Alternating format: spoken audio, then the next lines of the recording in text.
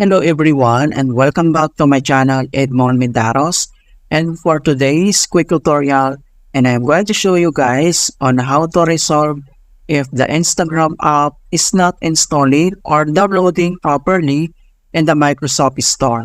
Kung paano ba natin ito i-fix, and without further ado, and let's go ahead. So all you have to do is to click on a search menu, and then dito ay kailangan lang natin i-type yung command keyword na WsReset. Ayan.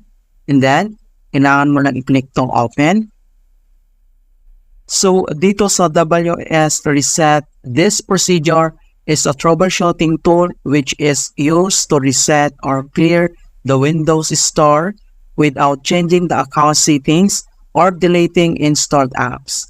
Ayan, so makikita mo na dito na na-reset na ito into the default settings.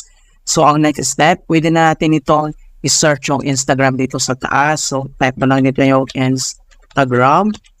And then, select mo na dito yung app na Instagram. And then, makikita mo na dito mga kaibigan na ready na to install or downloading. So, i-click mo lang itong get. Alright, so ganoon lang po kasimple on how to fix Instagram Store app, one install or downloading in Windows 11 or Windows 10. And please don't forget to like this video, subscribe to my channel for more quality content. Thank you guys and see you in my next tutorial.